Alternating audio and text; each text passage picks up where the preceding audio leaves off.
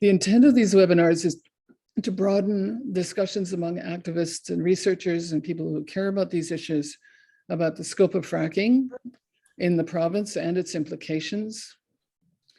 The articles in the book and the presentations in the last 3 webinars have made it very clear that if it's unchallenged, this industry will block the efforts by the rest of us to achieve any reasonable targets to reduce greenhouse gas emissions. It will have damaged an unimaginable amount of fresh water and strangled agriculture.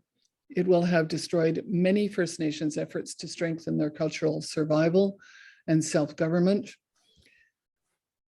And not to mention another generation of efforts at reconciliation. We feel that the entire province needs to recognize these costs and that our tax dollars are heavily subsidizing the industry and its damage. Our panelists today are all leaders in campaigns to end the practice of fracking and the expansion of the use of natural gas.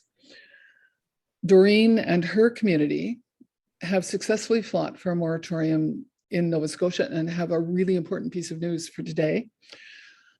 Warren, Peter, and Alexandra are working in organizations that are focused on stopping fracking and ending subsidies to the industry in British Columbia.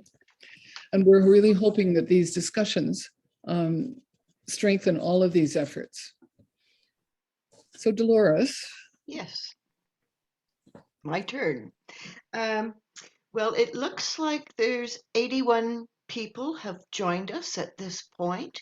That's about, well, I am expecting a few more because 160 people registered. So, but the recording, when we finish, will go up on the Watershed Sentinel website, and then everybody who registered will get an email telling them that it's up and ready for them to view. I see that many people are already doing what I was going to ask, which is sharing where they're from, what organization they're with, if they're with one, and what First Nations territory they are calling in from. Let me see, what else do I have to say? Other comments or technical issues, if you put them in chat, Corey Sandler will help you with that through the chat room. But if you have questions that you want to give to the panelists for the discussion afterwards, put them in the Q&A, and I'll try and select the ones that haven't been answered during or try to amalgamate it so people can get a good quick discussion out of it. Let me see, I think that's about all I have to say, Alice. I think we're ready. Good. So we have 4 remarkable people with us this afternoon, and we're going to, as resource people, we're going to begin with Dr. Warren Bell.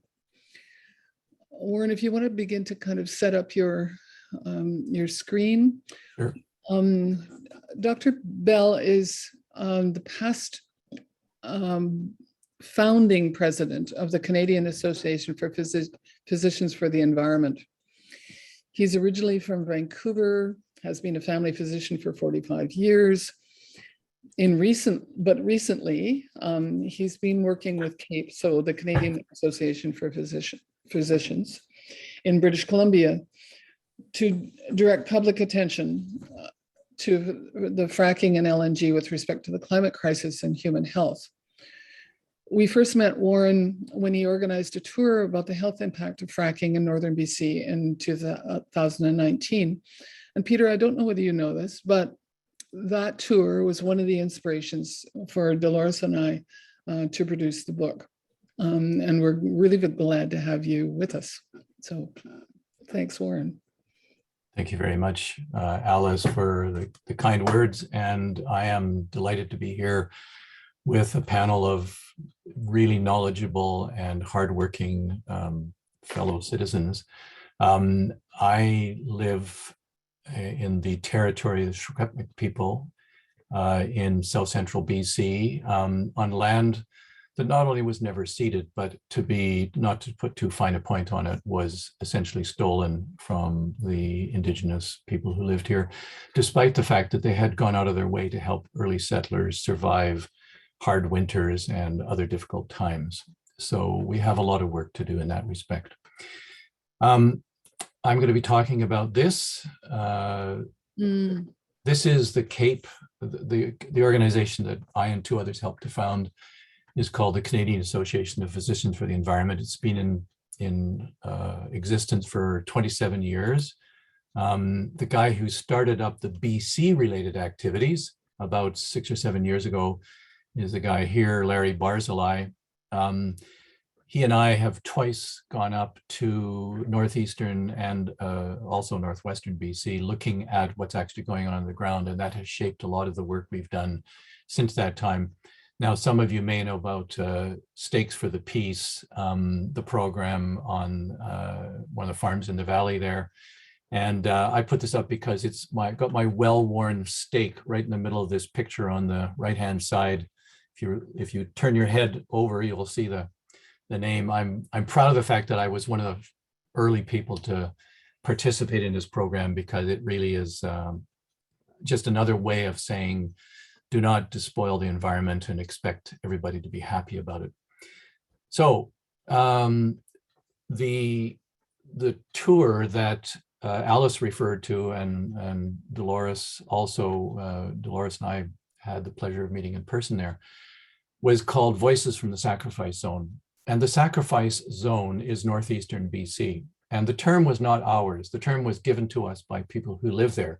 Farmers, Indigenous communities, even business people told us of the horrendous stories of destruction and displacement taking place now, not simply for Indigenous people who have borne the brunt of it for 150 years, but now also for everybody, farmers, business people, all the citizens of this land are facing this sort of behavior.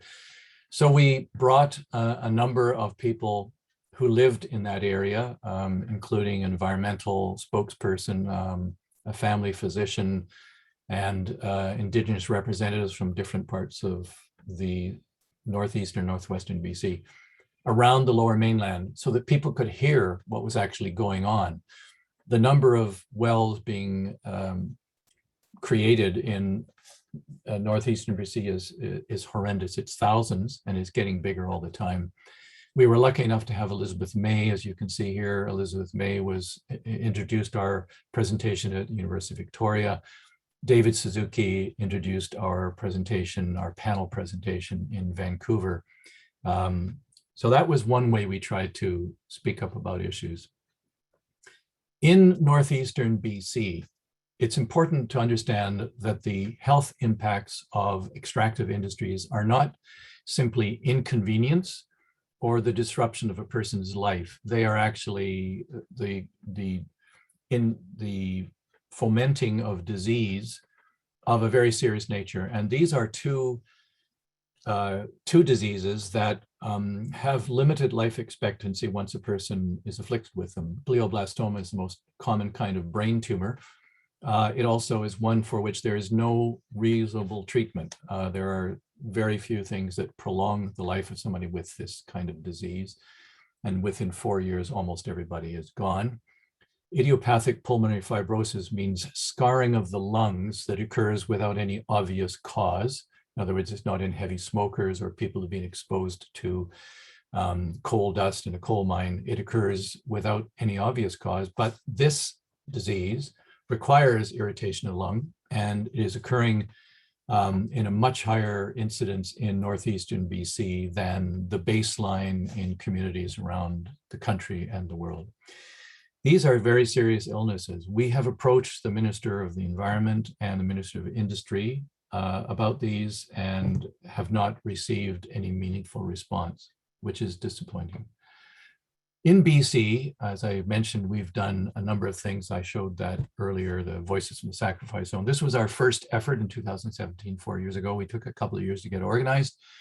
And the Vancouver Public Library put on this event you're fracking up our health.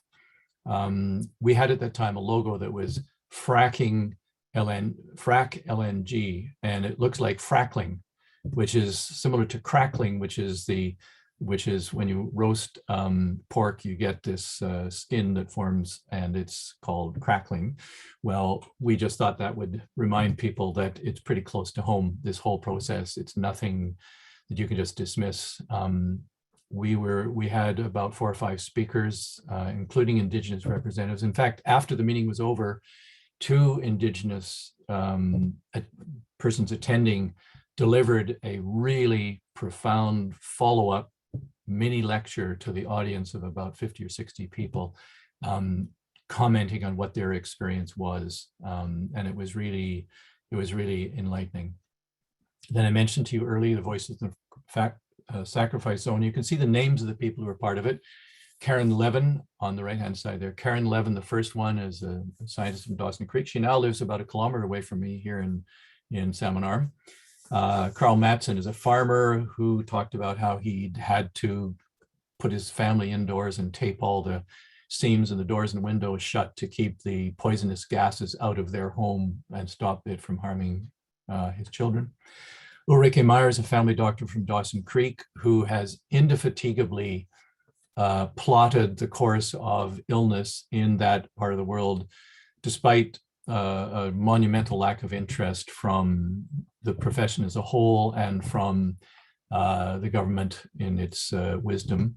Don Pettit is a renewable energy fellow who has been doing incredible work building on resources of renewable energy in the area in the face of an absolutely overwhelming interest in fossil fuels. He's been bravely pushing forward, in fact, was the brains behind the solar installation in Hudson's Hope, which, when it was installed, was the largest municipal solar array in the province, and it probably mostly in the country.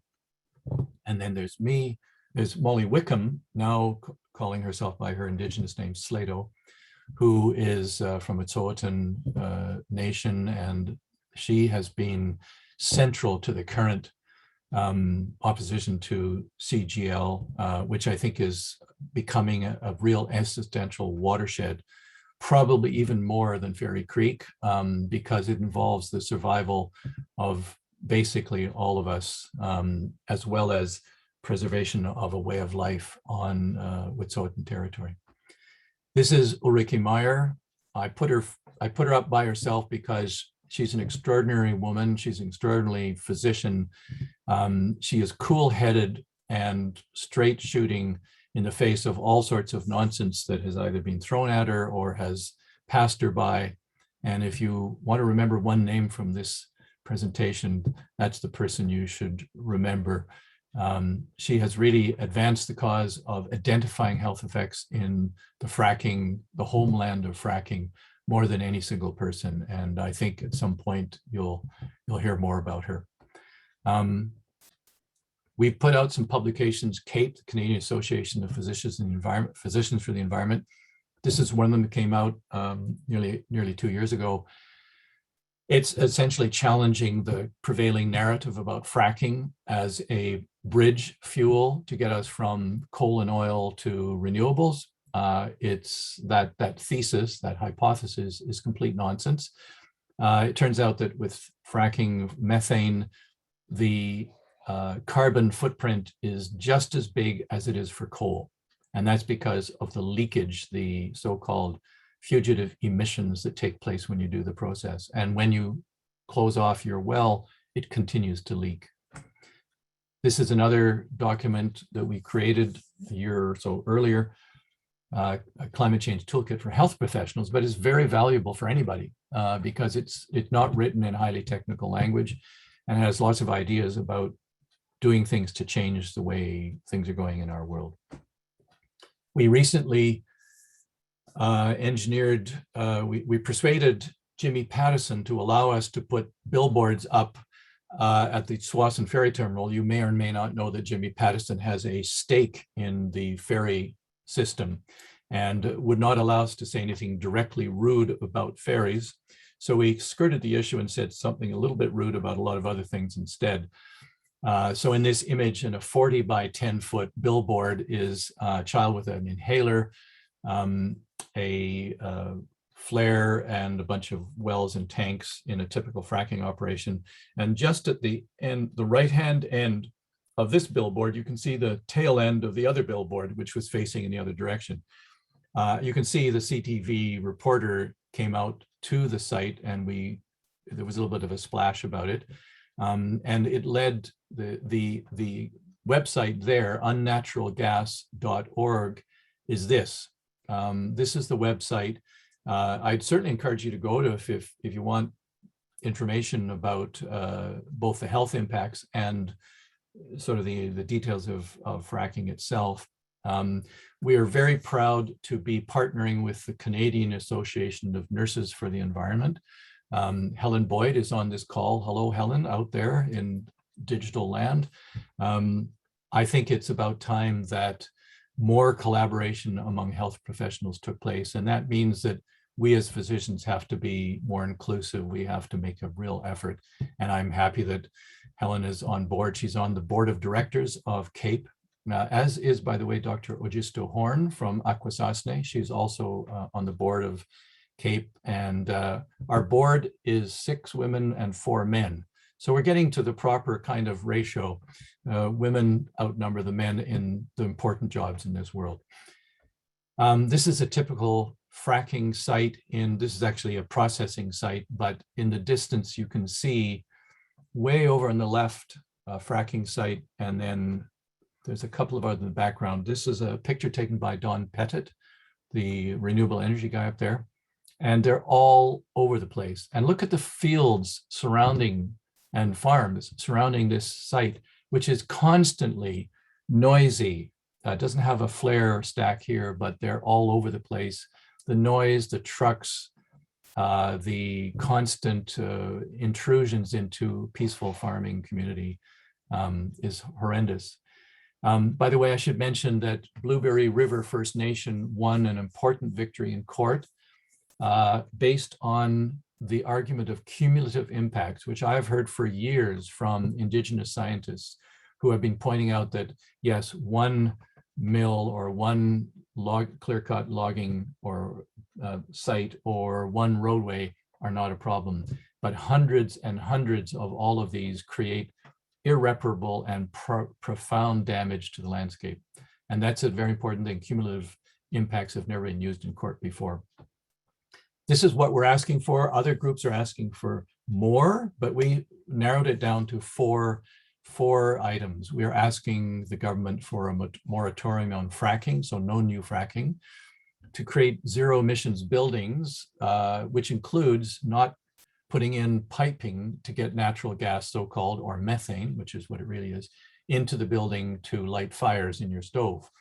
We think that's not only not a good idea with respect to the environment, but it turns out that if you live in a house with natural gas, so-called stoves, you have an increased incidence of respiratory disease. They are not innocent items. We're calling for a just transition for workers and for Indigenous communities. If you're going to shut down the fracking industry, then you have to have a place for the people who've been working in it, sometimes for decades. And then a biggie is stopping fossil fuel subsidies, which I think for most people who are aware of this issue is one of the most important things that we can ask for from any government or any society. I just put this slide up to show you that it's a foolish thing to say, well, natural gas is being produced and it'll be used locally. No, it's not going to be used locally.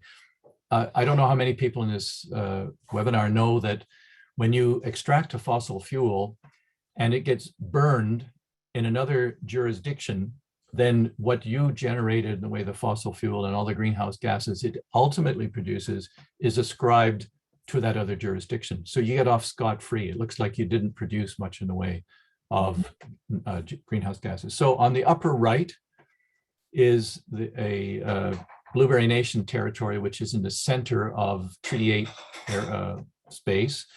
And all of those little dots, it's like measles, and that has a lot of bad memories for many Indigenous communities. it's like measles. Those are the wells. And this was 5 years old. So it's not up to date, but you can see it's pockmarked. The land is pockmarked with wells for methane extraction. Then there's Site C. Well, Site C, all the mythology you've heard about building it for 450 homes is rubbish. A huge power line, which is the third image there, has been constructed to take the power from Site C directly to the fourth on the lower left, LNG Canada's installation in Kitimat. So what you're seeing is a sequence of events from upper right. Warren? Yeah. Okay. We're done. That's my last slide. And I just want to leave that with you so you understand that these are all linked together. Thank you.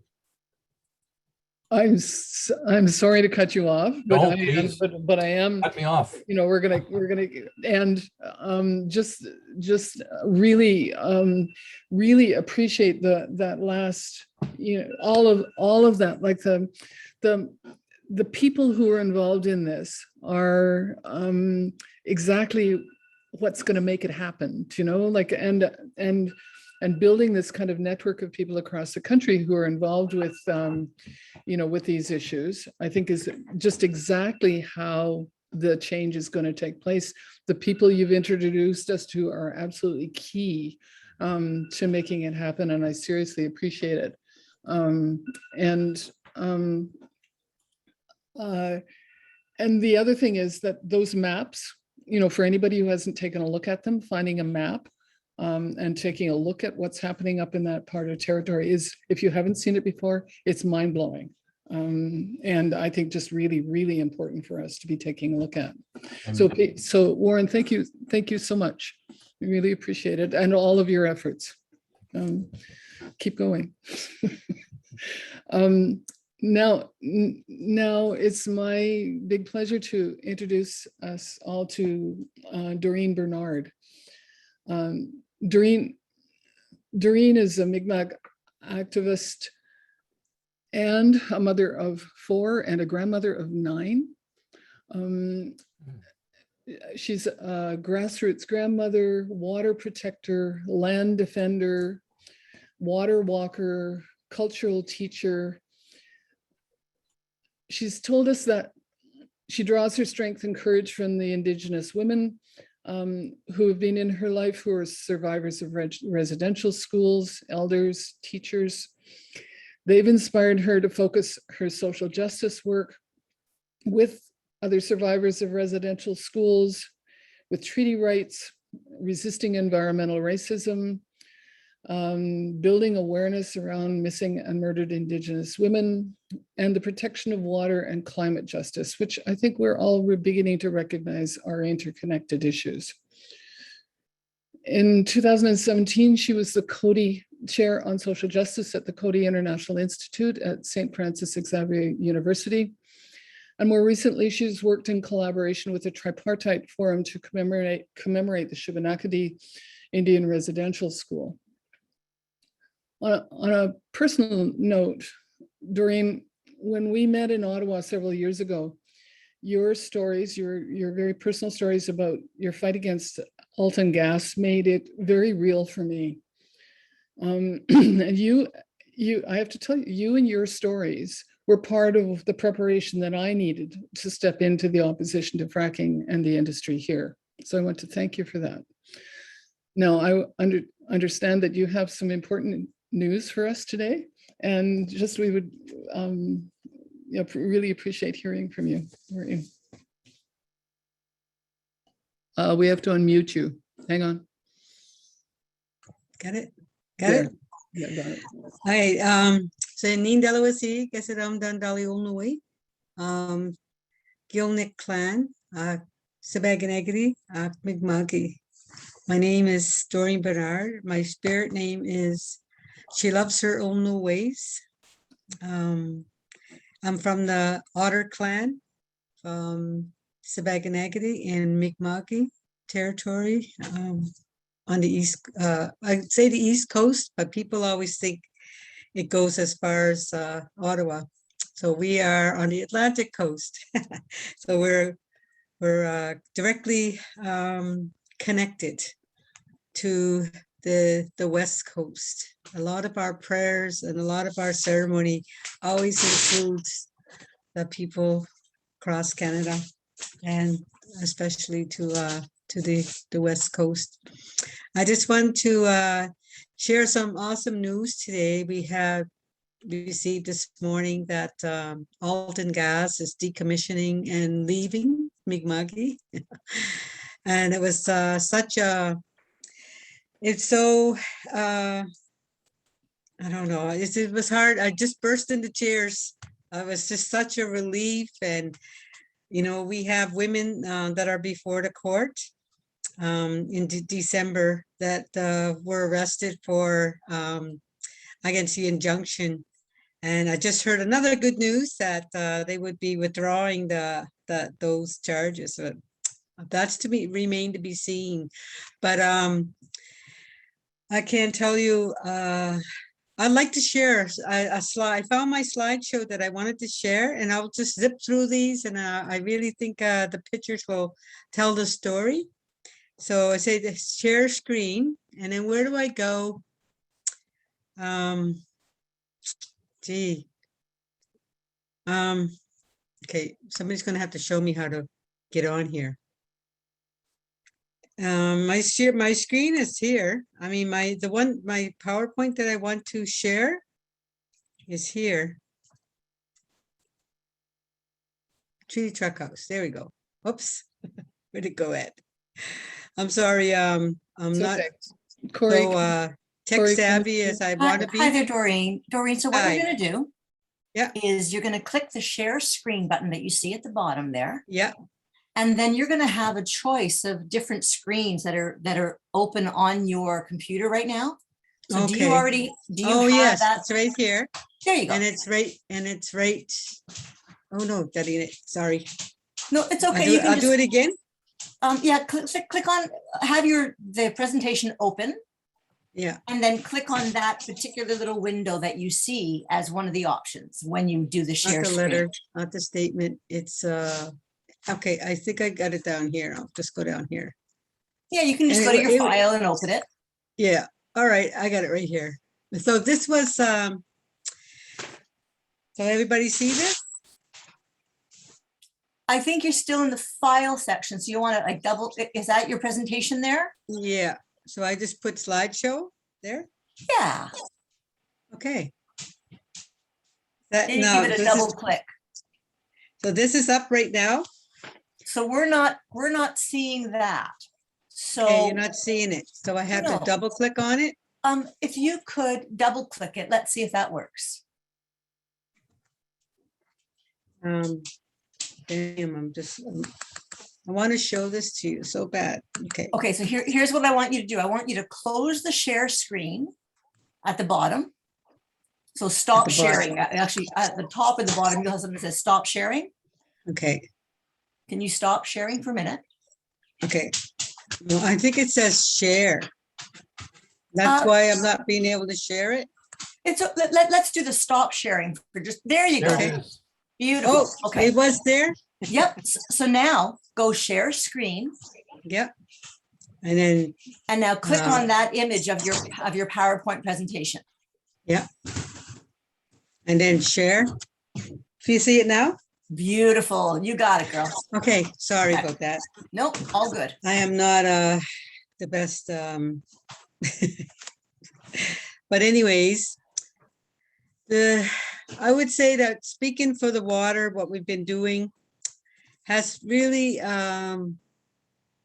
came from ceremony. I don't know how I can stress, how much I can stress that it was about teaching people about the sacredness of water and how to connect the spirit of the water that's inside of you to the water that you want to protect, the water that's underground, the water that comes down from the sky, the water that's on the surface, you know, the oceans and all the water, with the water that's inside of you. So we first start with those teachings that we got from the grandmothers, you know, about how the water has spirit Grandmother Josephine Mandeman has been an amazing teacher. One of our teachers who came to Mi'kma'ki as part of her journey to relive the migration from Mi'kma'ki to Anishinaabe territory. And where she says that it's really important because the women are the ones that are responsible for the protection of the water. And she talked about our gift, our gift to bring life forward in the womb. We carry our baby in the womb, surrounded by water. The water is she's able to breathe the water, drink the water. We become the water. We are the water. We are over 75% water when we come into this world. And we carry the spirit of the water within us. And we must come back to that center where we communicate with the water. We honor the water. We tell the water, I love you. I thank you. I respect you. Water is life. And one of the things I think that's really important was when we came to do the water walks. When she was doing the water walks around the Great Lakes because of the pollution of mankind, what was happening, to raise awareness about the pollution of the water and the disrespect for the water. Tell the water we're sorry for what we've done to you. And she did those water walks around the Great Lakes and organized the walks across Turtle Island. We also walked for our water here to honor her story, to honor her teachings, and to raise awareness about the sacredness of water. And little did we know that we would be in a few years, in 2007, we started walking with her to honor her walk and the walk in our talk. And what happened is we were preparing for protecting our own water here in Mi'kma'ki. So little did we know that we would soon be walking for the river, walking against Alton gas, and about the possibility of fracking in our own territory. During that time, we found out that fracking had already happened in Mi'kma'ki that we weren't aware of. So we were never consulted on unceded Mi'kma'ki about what the government was doing in other parts of Mi'kma'ki. So we came together to defend the sacred. Oops, I just went past. I don't know how I can get back there. We talked about environmental racism and, about where in our territories, in Boat Harbor and Pictou Landing, where the pulp mill was dumping effluent into their territory, into their lands, into their community for over 50 years and continued to do so. It had to get a legislative law to say that they were going to stop doing that. And imagine you have to go to the government and get a law to say stop poisoning us. They had to do that. And they held the government to account to stop polluting in Boat Harbor. And as a result, the mills shut down. And they blamed the indigenous peoples for loss of jobs and loss of, they didn't blame the government for loss of life and cancers and all the destruction to the land and the water and the people for over 50 years. We talked about the Alton Gas Project, where they came into our territory and began to get permits that were not even legal. They weren't even legal, how they got those permits. The federal government, as well as the provincial government, gave those permits, breaking their own laws. And to help the community, the non-native community where the gas caverns were to be, where they were supposed to be put. And of course, on the river where we are, it was pitting indigenous peoples against the non-native people, which was wrong, and it didn't work for them because they came to us and they told us, we don't want this. We can't stop them. They're going to expropriate our land. They'll take our land anyways, but you have a treaty. You have a treaty. You can stop this. And we joined forces to stop this. So it wasn't only a few people and just the grandmothers. It was the fishermen, the people who live in that community. It was the indigenous peoples. As you can see, even we had many elders and many celebrities, David Suzuki, Elizabeth May. We had many visitors to the Treaty Truck House on the river to support us during this time. And many people who stood up against environmental racism in Nova Scotia. Here in Indian Brook, we have a gravel mine that's been mining the top of our aquifer, sand and gravel, for over 50 years. They continue to do so. We have to stop them from doing these things. There's still environmental racism happening here.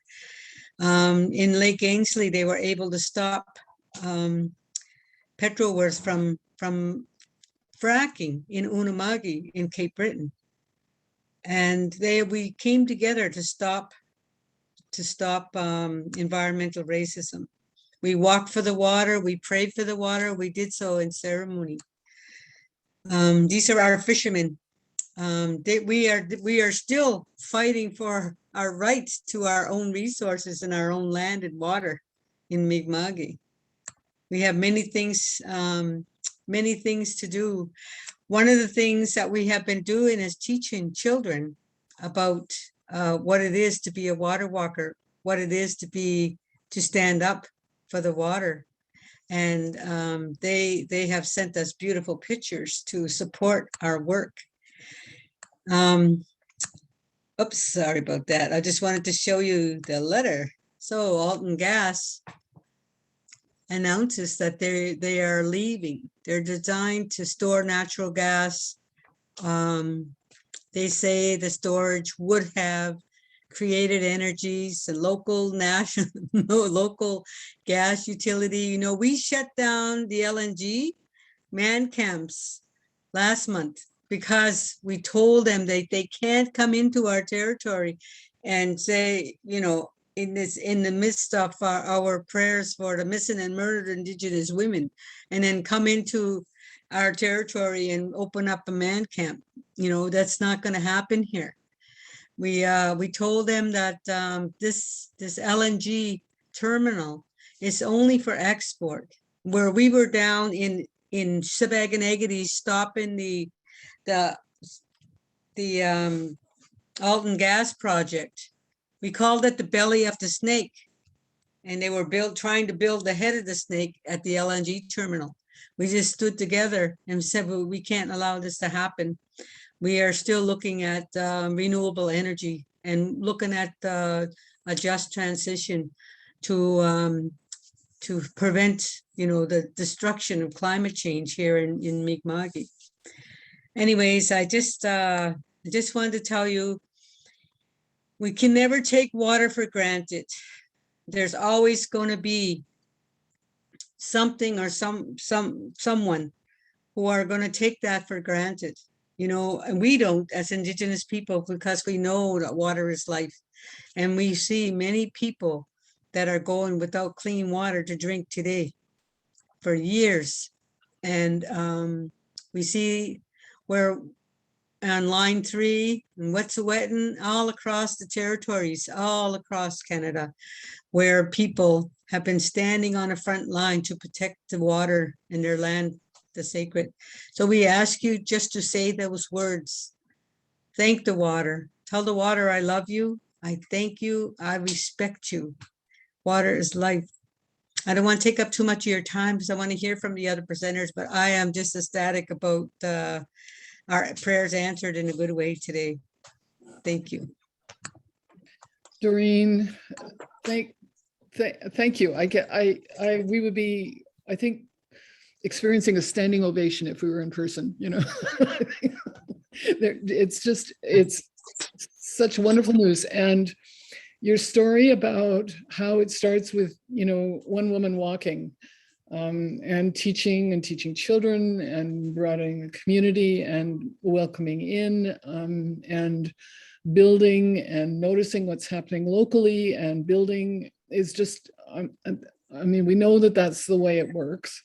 I haven't It's even hard talked work. about there's something in the water. I still have to write a little note to Elliot Page to thank her and tell her we won.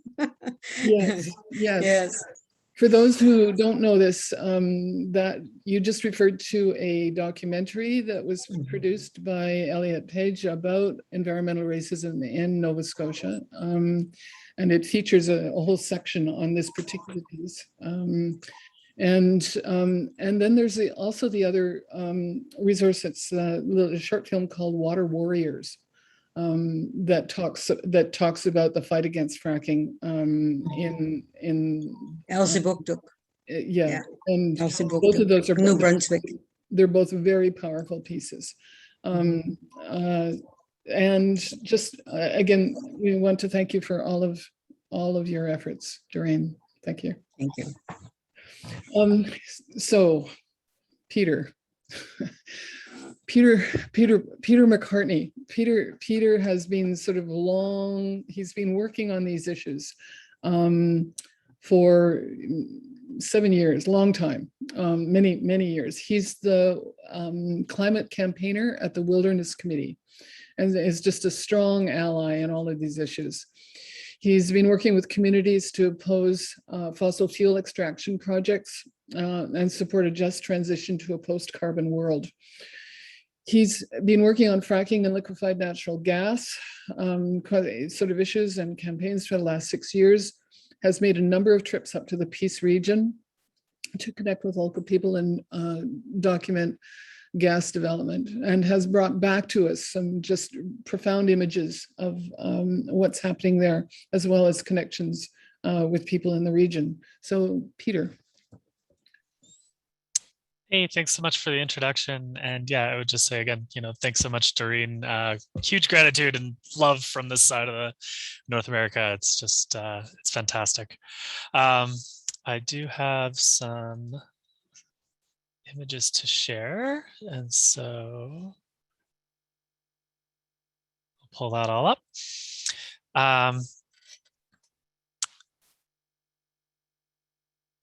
So before we dive into it, I just wanted to talk a bit about the process of fracking and where this gas actually comes from that's going to Alton Gas and all these LNG facilities all proposed all over the country. And so fracking is a process where these companies use to get shale gas that's about 2 kilometers below the Earth's surface. And so this is a photo of Ovintiv drilling in Farmington. And so what they do is they drill wells, and then they bring a toxic mixture of water, of sand, silica sand, which is a known carcinogen and has tremendous health impacts for people where that sand is being mined.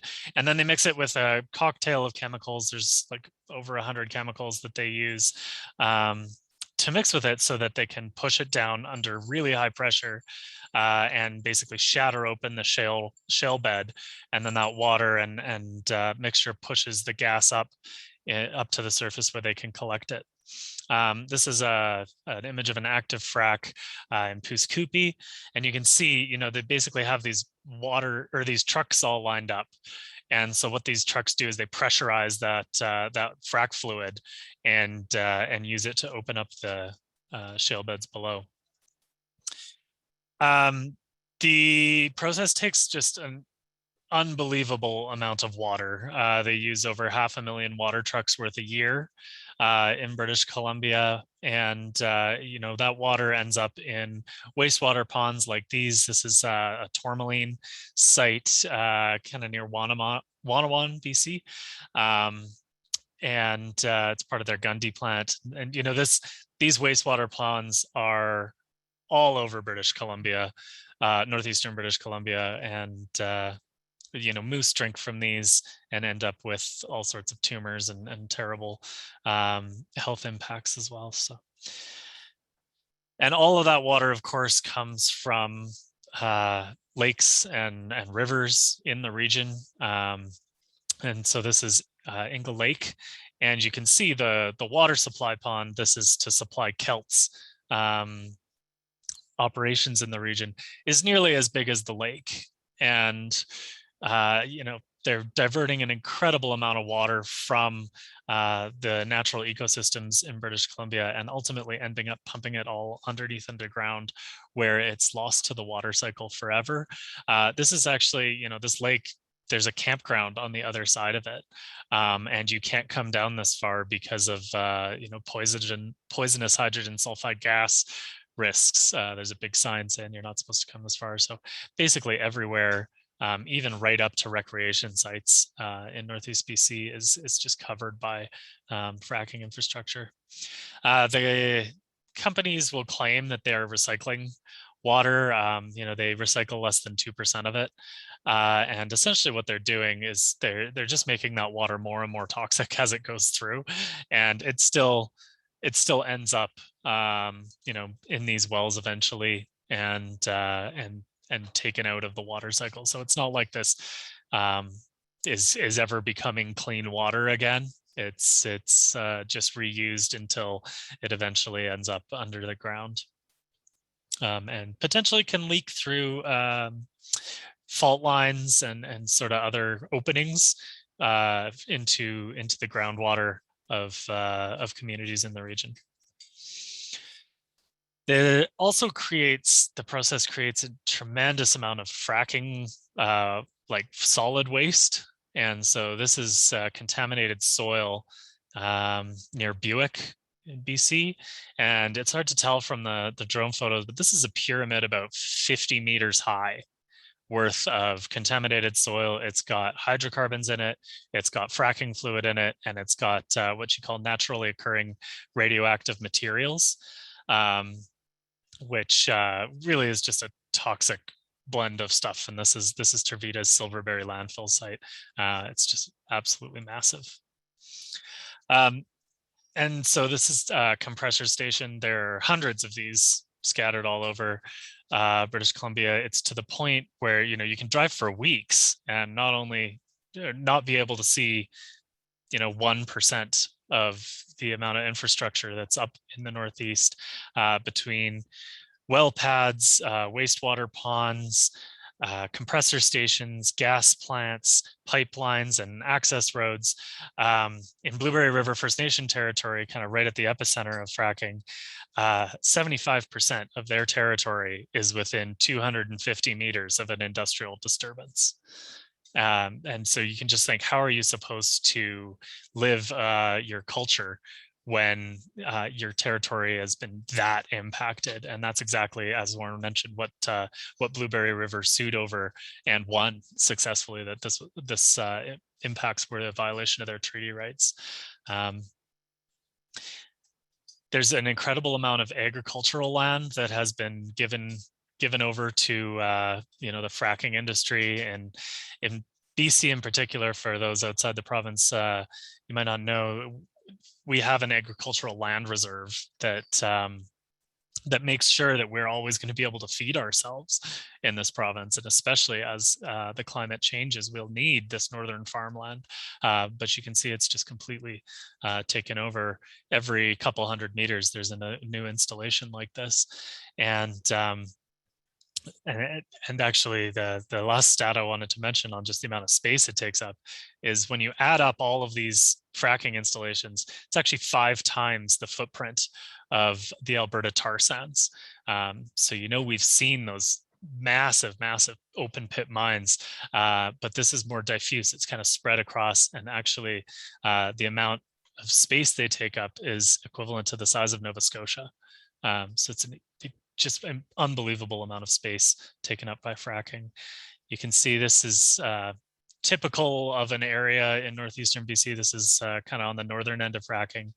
And over a period of 15 years, you can just see the industry just moves in, builds roads, and then all of a sudden there's dozens of installations on each one of these access roads that they have.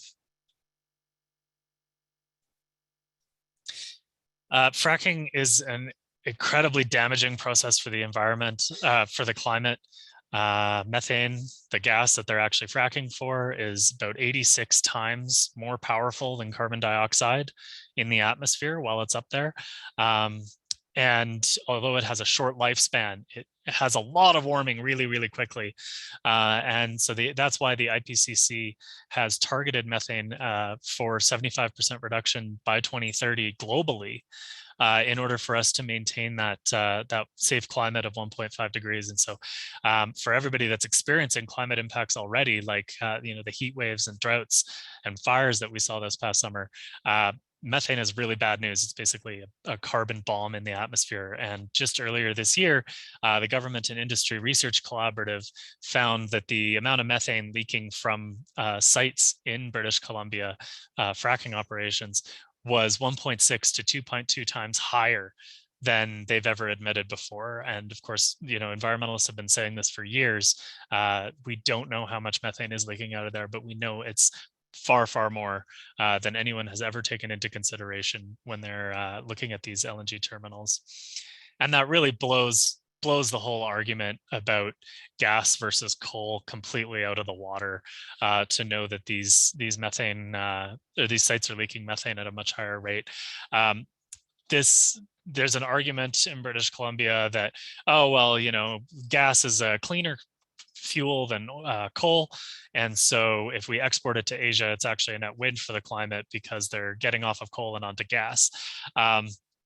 There's really no evidence that will happen. It's a talking point that was created in Christy Clark's premier's office, and so there's no evidence that you shut down a coal plant and a gas plant comes on. This is additional fuel that is being held, and even if we did switch all coal power in the world onto gas, we would still be 5 times greater emissions from the power sector than we need to be in order to limit emissions. These gas infrastructure locks in the kind of brutal climate impacts and carbon emissions that we are seeing already, and it locks it in for decades to come. And so the cleanest thing to do, renewable energy, is already available. It's cheaper than gas at a global scale when you take the whole lifetime of the projects into account. And so countries are choosing renewable energy and should continue to do that. Which brings me to the next sort of fight in British Columbia, at least, is Tilbury LNG on the banks of the Fraser River, between Delta and Richmond. We are just getting started on the environmental assessment process for this facility. It would have similar emissions as the entire city of Vancouver. And so we really want folks to participate in this process, to write their MLAs, tell them to stop Tilbury LNG. You can go to stoptilburylng.ca and really get this on the map. A number of municipalities have opposed this in Metro Vancouver already, and they're working to. We're going to stop this one and show the BC government that LNG has no place in so-called clean BC. And last but not least, I just wanted to mention a paper of ours. If you're looking for more information about fracking, it's called Planet on Fire. You can find it on our website. This is a map of northeastern BC with all the tenures of the major fracking companies. And I think I will leave it there.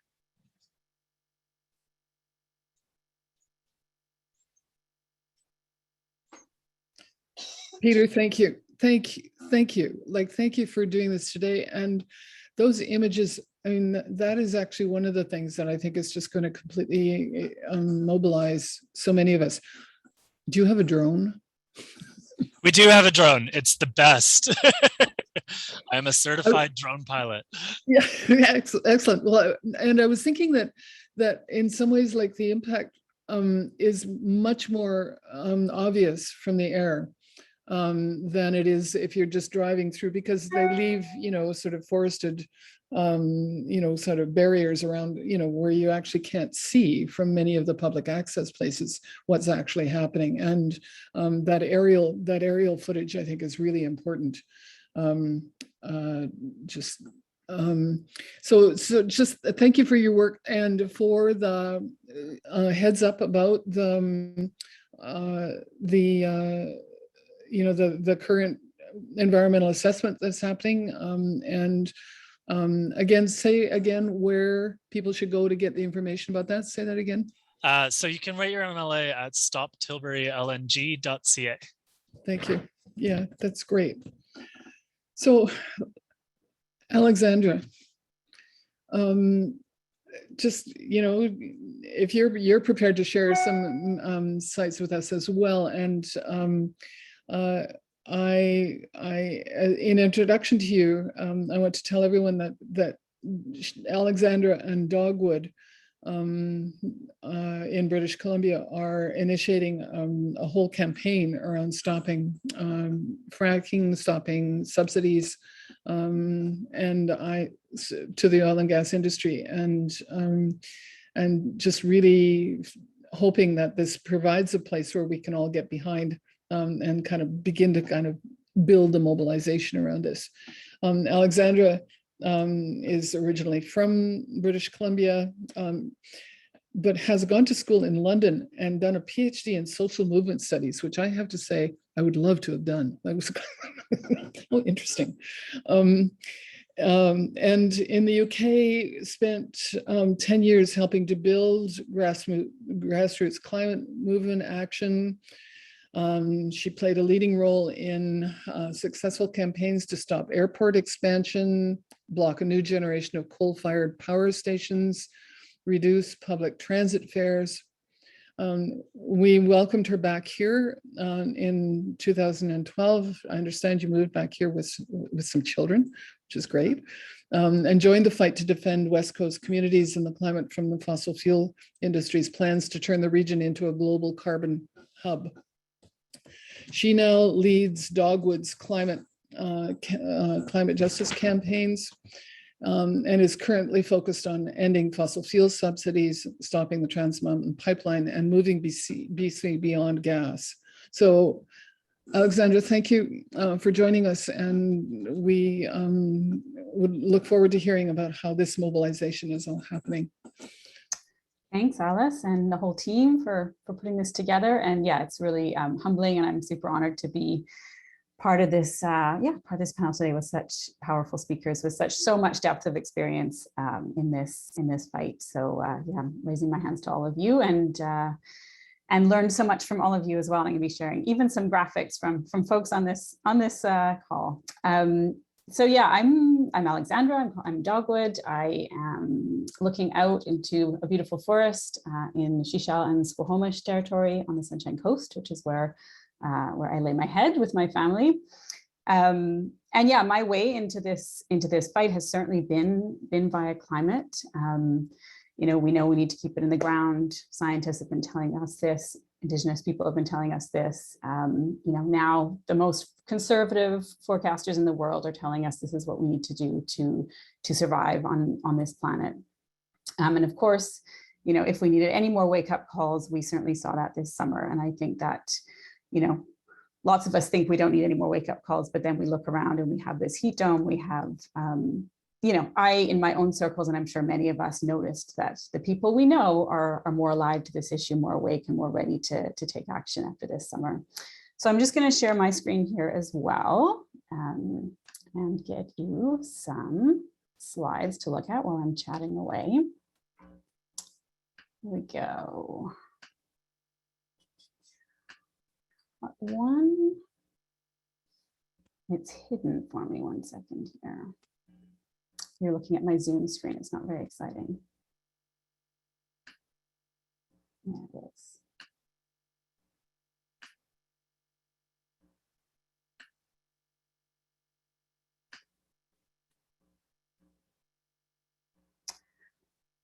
Yeah.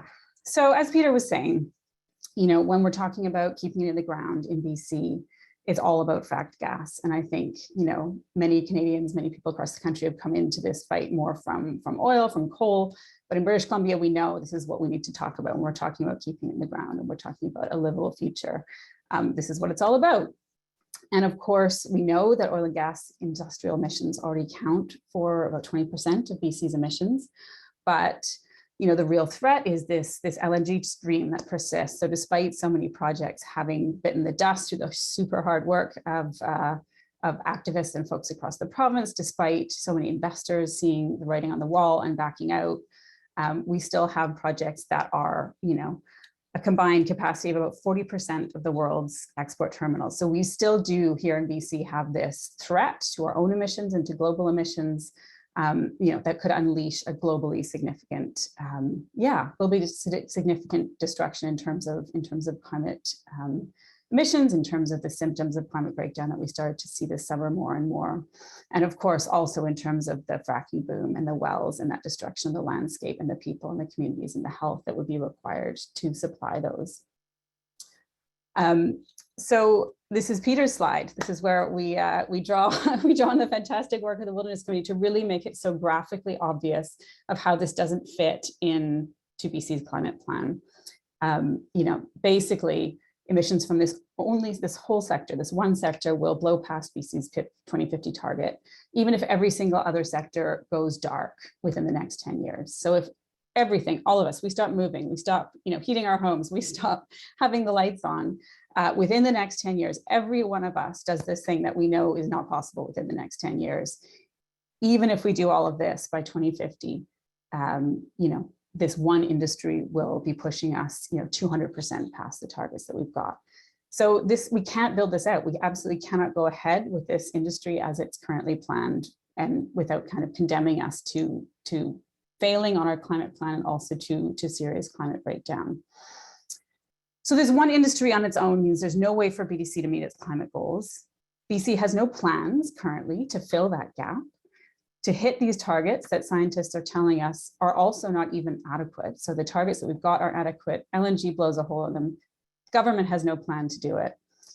And somehow our premier still tells us that we have a world-leading climate plan, that BC is a climate leader. And it's simply not true. And I could give you a whole long list of examples. But the proof is in the pudding, which is that our emissions keep rising. They're rising faster than any other province in BC. They're rising faster than our competitors and other allies in the US and the EU. And this is really what some folks are calling the new climate denial. It's where we have governments who are saying the right words. They are saying what needs to be done, but they don't practice policies that align with it. And what I really want to talk about for the rest of this time is this gulf. And what we think really symbolizes the gulf between rhetoric and action is the fact that our government is spending twice as much to fund increased fracking production than they are on climate action. So this is this whole issue of where public money goes, and how that's an indicator of what the real priorities are in this province from our government. So last year, the BC government gave out $1.3 billion in fossil fuel subsidies. Or that's this big number. And I want to give another shout out to our colleagues at STAND who have done the analysis of the BC budget to give us these numbers. They've doubled since the BC NDP came to power. So this isn't something that we can say is based on a previous government. The government of BC is all in. They are all in on increasing fracking, and they are all in on supporting it with our own tax dollars. So when we talk about fossil fuel subsidies, we're talking about things like royalty credits are a big one. You'll hear more from me in a second on that. But all kinds of other stuff, this whole stack of tax exemptions, direct investments in infrastructure, in technology, all kinds of things that fall under this category. And I think the real, the numbers are all here, but it's the trends that matter, right? So we've got $1.3 billion being given away in subsidies and only, 5 times more being given out than coming back in royalties. We've got way, way, way more money being spent on propping up this industry than on climate action. And it makes BC now basically the leading subsidizer of fossil fuels in the country, second only to Alberta. And none of this even includes these huge packages we saw for LNG Canada, these massive one-time subsidies. So I think all of it, it's about what's going on in the wrong direction, right? We've got emissions going up, we've got fracking going up, we've got subsidies going up, and then we've got spending on climate action going down. And so that really tells the picture of where we're headed, where the priorities are, and why we're not able to get our emissions under control when this is the direction that the government is going in. And of course, there is this whole, I've come at it today from the kind of climate perspective. Other folks have talked about landscapes and human rights and wildlife and water. There is also the very basic fact that we as British Columbians are getting absolutely ripped off here. So we just aren't getting any sort of fair deal out of this this industry. These are the wealthiest companies in the world, and they're literally carrying away, birthrights, British Columbians, resources away from under our feet almost for free. We are paying them to do this, to take it away, and to really profit from polluting our air and land and water and fueling the climate crisis. And of course, all of this is happening completely at the expense of other priorities. Every dollar that goes over there to that industry, that super rich industry that is literally killing us, is something that we can't be spending on the things we need right now, that all of us need right now, every day, in terms of healthcare or affordable housing, in terms of fighting the climate crisis and clean energy. These are choices that are being made every single day on our behalf with our money. And that is, well, it's infuriating, honestly. And every time I think about it, I get really riled up. And I'm hoping some of you who are listening as well. But I also think it's an avenue, right? It is an avenue by which we can tackle this beast of a problem that we haven't been able to get as far as we would have liked to have so far in terms of getting cutting off political and financial support for this industry. And obviously that is both from a kind of economics. I think some folks on previous of these panels have talked about more than I can right now on just how marginal this industry is, how the economics are on such shaky ground. And the more that this support is cut off, the harder it's going to be for these companies, and the more they're going to have to stand on their own 2 feet. And that is like an avenue into seeing this industry on its way out, which is what we need to see.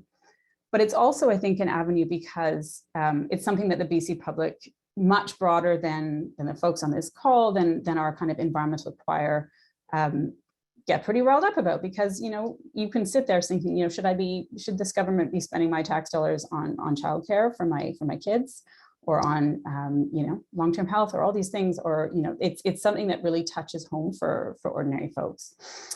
So I do think it is it's a way into this fight for a broader group of people. And we actually recently did a poll about this to kind of test this theory.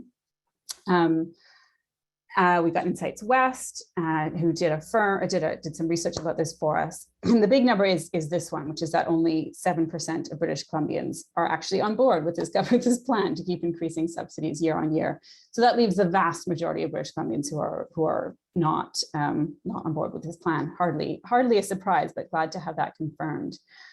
But the interesting part to me was actually that most people had no idea this was going on. We also asked folks about, were they aware that this is how the government is spending their money? And only about 18% said yes. So I think what that tells us is a couple things. Basically that the government is offside. They're offside with the vast majority of British Columbians. They're offside with their base. We looked at NDP voters, and they were kind of even more surprised that this is happening, even less supportive of the idea. And it really could be one of these pathways to cutting this toxic industry off at its knees, but that our community, those of us who work in this, and all of us who we can possibly mobilize, need to do a lot more to let people know that this is happening, because there is this big gap in understanding and awareness and knowledge. And we do have an opportunity coming up. I think Peter might have mentioned this, about to do both of these things, to really raise awareness and cut off some of these most egregious subsidies with the royalty review that's coming up. So this is something that was a platform commitment of the government during the election when the NDP was campaigning last year. Lots of people put a lot of pressure on them to commit to ending fossil fuel subsidies, and what they promised to do was this royalty review, which was to review the royalty credit system.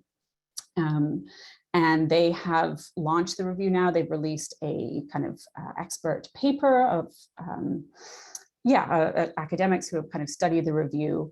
And there's some good signs in there. The academics have agreed that it's completely broken. It's incompatible with climate goals. It's incompatible with social goals. So there's some good signs. That's the good news. I think the bad news is, you look at the lobbyist registry, you see how often these big companies, the industry are coming in and lobbying government. We know they're under immense pressure to make the outcome of this review favorable to industry. And that's something we obviously need to watch out for. There's some talk in that paper of, reducing red tape. We always get worried when we hear things about reducing red tape for industry and what that could mean. So I think there are traps in there. There are things to watch out for, but it is one of the best opportunities we have to mobilize people around something that the government is already doing to cut off some of these worst subsidies. So, with a healthy dose of skepticism and realism, and keeping our eyes on longer term prizes around banning fracking and ending all of the subsidies because there's more beyond the royalties. I think this is an important chance to get people out and participating in this consultation that's coming up in just a few weeks in early November. So I think the other thing I would say though is that fossil fuel subsidies is just the beginning. Stopping funding fracking is just the beginning. This is like the absolute very basic baseline step that any government that is serious about climate action should be taking. So I don't want to, suggest that ending fossil fuel subsidies is the be all end all of this fight. Obviously, it's not just about royalties, it's about more subsidies. It's not just about subsidies, it's about, building huge amounts of political power to cut off this industry at its knees. And of course, even if the most urgent goal, huge goal is preventing this huge expansion, this huge build out that is currently still the dream in this province. But we do have the reality that a huge amount of fracking is occurring to feed our homes, our public buildings. These are other aspects we're going to have to be tackling. And all of this is a huge hill to climb, right? Like this requires political muscle that we don't have yet. We haven't managed to flex enough. And at Dogwood, we think that's all about conversations. It's about working in community. It's about organizing and growing and flexing that muscle over time and channeling that power to decision makers and demonstrating that risk to investors. And I'm so excited to see so many different campaigns out there, so many different organizations working on this together. And I think, the first step really is finding other people who want to work on this together with you. So whether that's with us or Wilderness Committee or CAPE or any of the other organizations that are out there doing fantastic work on this, join in, find folks you can work together with, whether that's in your community or online. There's plenty of ways to do that. And I just wanted to give a little mention to this kind of newly emerging coalition called the BC Climate Emergency Network, which has been organizing meetings of wherever you are, they'll help you, support you to meet with your MLA on a whole bunch of climate issues and the royalty review and stop funding fracking being one of them. So there's plenty of ways out there, and I'd happily share some links and other things in the chat at the end. And for us, in terms of what we're up to right now, we've got a petition going, which I'll throw a link into. We have a postcard campaign. So this was our recent trip to the legislature, where we had Warren's colleague, Dr. Melissa Lem, speaking, which was amazing. We had a CCPA, we had a whole bunch of folks speaking. And then what we did was we were handing out postcards, and we got people to send their messages to government and leave them there on this fracking rig. But sign our petition. You can order postcards to distribute to your library, your community, your friends, get them all signed. And then we also have volunteer teams across the province. So there's all kinds of ways to get involved in Stop Funding Fracking with us or whoever else you've got nearby who you want to work with. And we're going to get a lot of information, I think, about where the government is going on all of this with the updated climate plan we're expecting in the next few weeks, and then again with the launch of the public consultation. So we'll keep you updated on all of that as we go forward. And you can see a lot of that at our website, stopfundingfracking.ca. And I will throw some links in so you can click through directly in the chat. Thanks so much, everyone. Thank you, Alexandra. The work that you are doing is it's like another push. And it's an extremely important one. And we're grateful for the connections and for the information about kind of where the mobilizations are beginning to happen, because it feels like your piece about people disagreeing with the direction of the government, but then the number of people who actually don't know what's happening, I think is really interesting. And it feels like in there's a lot of work to do. About sort of a combination of informing and mobilizing and getting this information out there. I mean, just the piece about, you know, the increase in subsidies, I think is an extremely telling piece, and will strike people who are not as concerned about you know, about the environment in northeastern British Columbia as they are about their tax dollars, which but it, you know, there are many ways that people begin to be concerned about these issues. So thank you, and for the continuing work that you and Dogwood are doing. Now, I know there's a couple of questions sort of sitting in the chat before we sort of get into that. I just want to tie off this section and say, you know, huge thanks to all of you. I feel as if partly what happens in these events is that there's a conversation that just gets stronger. And a conversation amongst people who don't necessarily talk to each other, but kind of know you're there. And I just think that web of activists across the country, I think it's how it's going to happen, and strengthening it is hopefully what we're trying to do here. So, you know, Peter, Dorene, Warren, Alexandra, thank you for the work that you do. And to Dolores and all those at the Watershed Sentinel and to the Glasswater Foundation who supported a bunch of this work. Very, very big thank yous. Thanks to Corey, who supported us technically. And Dolores, you've been thinking, so now Dolores, you've been looking at the questions, and if there's a way that you can see to kind of organize, you know, channel them. Yeah, please help us.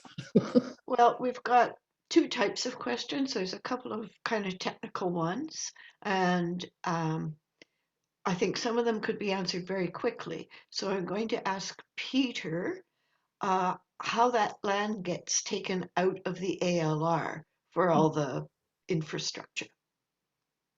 Yeah, so the issue with that, and I think Dr. Bell mentioned that in the answered the question, but it's because the Oil and Gas Commission gets to handle everything to do with fracking. They handle water, they handle agricultural land permits, all of it. It's like a one-stop shop, and the Oil and Gas Commission is completely over captured by the fracking industry itself.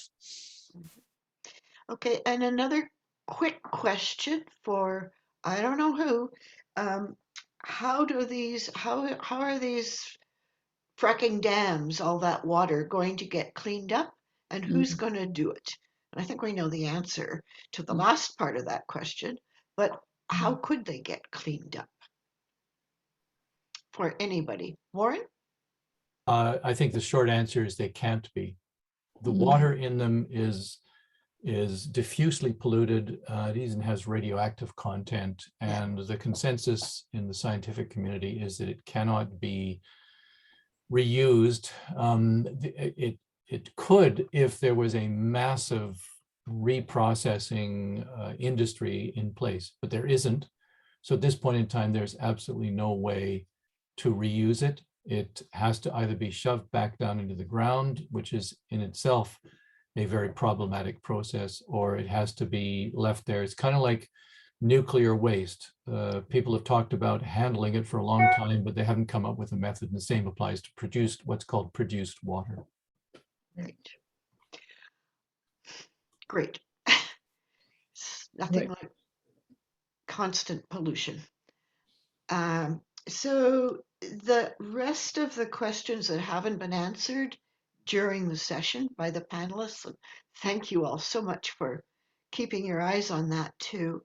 They center around how to talk to your MLA and what good it will do to talk to your MLA, and how did the fossil fuel industry manage to capture all levels of government? And what do we do about it? I mean, I'm sort of thinking about guillotines and stuff, but don't quote me.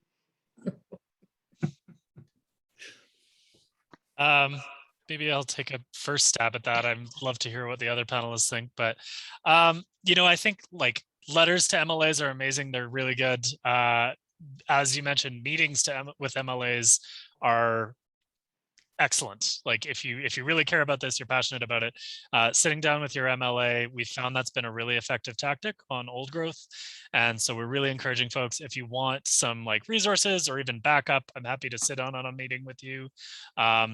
You know, feel free to reach out, Peter at wildernesscommittee.org. And the reason that works, I know it feels futile sometimes, but I really do think that there's dozens of MLAs that if you ask them why they get elected, it would be to stop climate change. And unfortunately, the Premier's office runs that government, and they don't have a whole lot of power in that government. And it's really John Horgan and Jeff Meigs as chief of staff who are aggressively supportive of this industry. And so by meeting with your MLAs, they can report back and say, my constituents are really concerned about this. What are we doing about it? And so it gives them that political space to push back on the Premier's office. And I hope that they are doing that, and they rely on us to do that. So I really think we have to take on the Premier's office to get any movement on this issue. Okay. Anybody else got any words of strength or hope? Alexandra. Yeah, I definitely would agree with Peter's analysis there. And the meeting with MLAs is important as much as I saw in the chat, and we hear it all the time and we feel it, which is, we send off these letters, we have these meetings, and we don't feel like there's a lot of response, but we do also hear from MLAs that they aren't hearing from us enough about this, that they don't hear from their, they hear more from other sides. They don't hear enough from their constituents about how urgent, like climate in general or fracking more specifically is. So keep at it, it is important. I think though we do need to acknowledge that kind of base building or power building or going beyond the choir element. That is the gap. That is why they are able to sideline it at this point, and that means going bigger and going broader, and that is work that all of us need to do in our communities, because they are, these are our friends and neighbors who simple conversations with can help to move that along. So that is important. And I think the second thing I would say, which is, I love the unnatural gas campaign that you're running at CAPE, and I think we are up against that information gap and awareness gap in others ways, which is that people still don't see it as a fossil fuel. They still don't see the health, the climate impacts. They see it as a good alternative, as something that's better than what we've got right now. So I think where this needs to go and where this is heading is kind of some pretty broad-based, like public education and brand damage that we need to tackle. We need to get out there and tackle this this myth that gas is clean, right? And so I think that is that's a big piece. It's not like overnight, but we do have a public awareness and education and kind of essentially like a comms and marketing. It's like a guerrilla marketing thing that we need to get out there and do more of. So that's a piece that I think we need to do more of as well, to be able to have those conversations more effectively with folks in communities around why they should be worried about this. And that's another way in for people when they start hearing that it's making their kids sick indoors and they're burning gas on their stoves. I think it's another way in, and somewhere we need to go. I sort of would just want to, I know that a couple of the people who have asked that question are very seasoned activists. I know June Ross and Pat and Trish in Paul River have both been asking this question because they've been doing it for years and are really trying to figure, like really looking for where the openings are. I mean, I think that's one of the things that all of us need to be doing, is sort of noticing where the windows are on Dogwood. And so you said there's a window right now. Peter, you said there's a window around the environmental assessment in Vancouver, and I think those are the pieces, like, you know, when you've been doing it for a long time, you're always looking for where there are openings, and just it's important to kind of be noticing those, and for the organizations who are on top of this stuff to be really, really letting us know, right? As well as doing the very basic, stuff, you know, the very basic information. Dorene. Hi, yes. You know, I think a lot of this success around exposing, you know, the breaking of the environmental laws, the federal and provincial laws by Alton Gas and by the Department of the Environment was, you know, the tenacity and, you know, the courage of the water protectors filing those Freedom of Information Act, getting the documents to support what we were saying. And it took, as a matter of fact, I let one of the women know this morning that that they won. And I was just telling her, you know, thank you for, you know, for doing this for the last 5 years, you know, filing for those documents. And she said, gee, they're still waiting. They were still waiting for some of those documents that has been taken years. And she said, you know, she just cried. She was so happy, you know, that those documents won't be needed to prove. But, you know, but by them leaving, and even if they do withdraw the, you know, the court case against the Indigenous women, against the injunction, it means that we won't have our day in court to bring those documents forward to say where you broke the law and why weren't heads rolling, you know, in the Department of the Environment for breaking those laws, and you know, what's to say that's going to stop the next project that's coming, you know. So at least we have these documents, and they will be our fuel for the next fight, because I really believe, you know, today's announcement was the government of Nova Scotia saying that Nova Scotia is open for business for oil and gas. You know, like, didn't once mention about the unceded Mi'kmaq territory that they're on and who they're supposed to be consulting here. Very disrespectful. You know, we've been fighting this fight for a long time, and I think I remember when the grandmother handed me part of this water bundle, and she said, "This is your life now." And I said, you know, when I accepted that, I knew what I was in for, and we all know what we're in for when we follow the way Creator placed us here on this earth to help one another, So we're going to keep doing what we're doing, and we have faith in that prayer, have faith in the people that we're going to win. And we're going to have something to leave behind for our future generations. This is why we do what we do. Thank you. Thank you all. I don't want to say anything more than that. I would actually really like us to end with that from Dorene. I really appreciate it.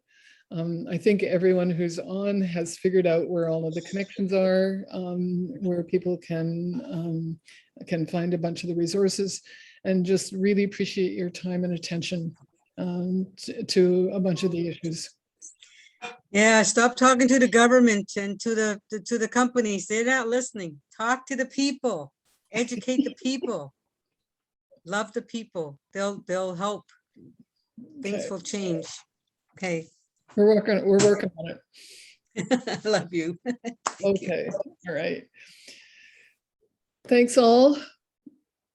Thanks, everyone. Keep it up. We will stay in touch. Thank you.